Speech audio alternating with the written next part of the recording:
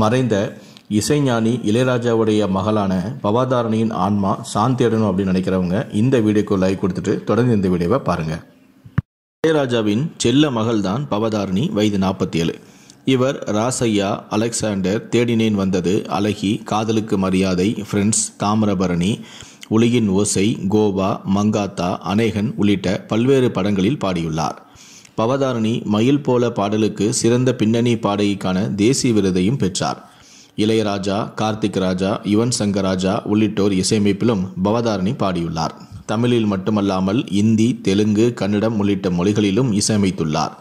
நீண்ட இடைவெளிக்கு பிறகு 3 திரைப்படங்களுக்கு பவதாரணி இசையமைத்து வந்தார். 6 மாதங்களாக உடல்நல பிரச்சனையில் இருந்தார் பவதாரணி. இவர் இலங்கையில் சிகிச்சை மேற்கொண்டார். இளையராஜாவின் இசை நிகழ்ச்சி இன்று ஜனவரி 27, 28 தேதிகளில் இலங்கையில் நடைபெறவும் இருந்தது. இளையராஜா தலைமையில் இலங்கைக்கு இசை குழுவினரும் சென்றிருந்தனர். இந்நிலையில்தான் பவதாரணி நேற்று முன்தினம் மாலை 5:20 மணிக்கு சிகிச்சை பலனின்றி உயிரிழந்தார். அவருடைய உடலானது நேற்று மாலை இலங்கையிலிருந்து சென்னைக்கு கொண்டு வரப்பட்டது. இந்நிலையில்தான் பவதாரணிக்கு என்ன ஆச்சு என்பது குறித்து அவருடைய மாமா மகளான விலாசினி யூடியூப் சேனலுக்கு பேட்டி ஒன்றை அளித்துள்ளார். அதில் பவதாரணியை கடந்த ஆண்டு நடந்த கொள்ளு விழாவில் தான் பார்த்தேன். அவர் ஏற்கனவே ஒல்லியாக இருப்பார். இதில் மேலும் ஒல்லியாக இருந்ததால் நானும் அம்மாவும் பவதாரணியிடம் கேட்டபோது அவர் டயட்டில் இருப்பதாக சொன்னார்.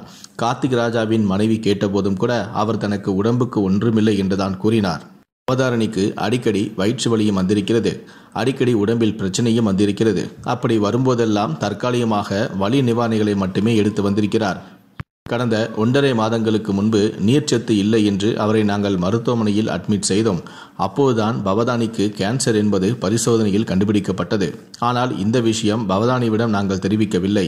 பவதாவுக்கு தனது அம்மா என்றால் மிகவும் பிடிக்கும். அதே போல ஜீவா அத்தைக்கும் பவதானியை மிகவும் பிடிக்கும். பவதா தேசிய விருது வாங்கியதற்கு மிகவும் சந்தோஷப்பட்டார். பவதா தனக்கு எந்த பிரச்சனை என்றாலும் யாரிடமும் சொல்ல மாட்டார்.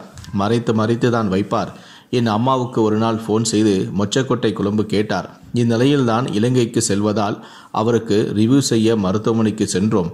அப்போது அங்கு கீமோ உள்ளிட்ட கேன்சர் தொடர்பான வார்த்தைகளை பேசியதை கேட்ட பவதா மருத்துவரிடம் என்ன நடந்தது, ஏன் கீமோ குறித்து பேசுகிறீர்கள் என்று கேட்டார். அப்போதுதான் அவருக்கு கேன்சர் என்றும் அது 4வது நிலையில் இருக்கிறது என்றும் பவதாவுக்கு சொல்லப்பட்டது. முதலில் பித்தப்பை, பிறகு கல்லீரல், கணையம், நுரையீரல் என அனைத்துக்குமே பரவியது. யுவன் சங்கர் ராஜா தான் தனது சகோதரியை இலங்கைக்கு ஆயுர்வேத சிகிச்சைக்காக அழைத்துச் சென்றார்.